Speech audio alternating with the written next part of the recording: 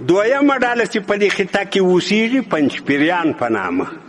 مولانا محمد طاهر پنجپیری دا یو عالم د په صوبه سرحد کې تېر شوی د دا کلي نوم پنجپیر ده. کوم کلي کې چې دی اوسېدی هغه کلي نوم پنجپیر ده.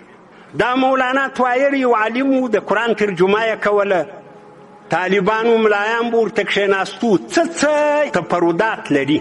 بعضې مسائلو کې شدت کوي مولانا محمد طاهر، بعضې مسائل دي په هغو کې شدت کوي. یوه مسله اختلافي مسله ده، سماع الموتا، یعنی مړی خبرې اروي که نه اروي. دا اختلافي مسله ده. حضرت عبدالله ابن عمر رضی الله عنه دا یو ډېر عظیم الشان صحابي دی. د دغه رایه دا ده چې مړي خبرې اروي. حضرت عایشه ام المؤمنین رضی الله عنها دا هم د لوړ قدر والا صحابیه ده، زموږ ستاسې مور ده او زموږ ستاسې افتخاري مور ده. دا بیا وایي چې مړي خبرې نه اروي. دا د صحابهو اختلاف ده.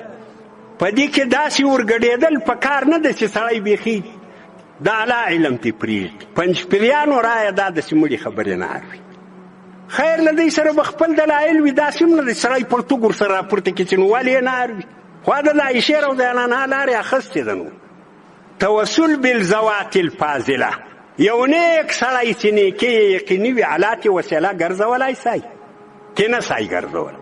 د پنجپیریانو عقیده دا ده چې توسل بالذوات نسته، خاص بالاعمال. دا هم اختلافي مسله ده، ډېر لوی اختلاف پکښې ده.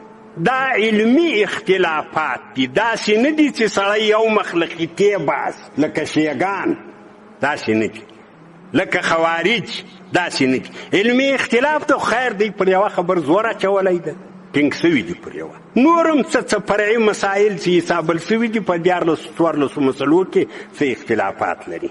دې حنیفي مذهب په حنفیت کې هیڅ شک نشته.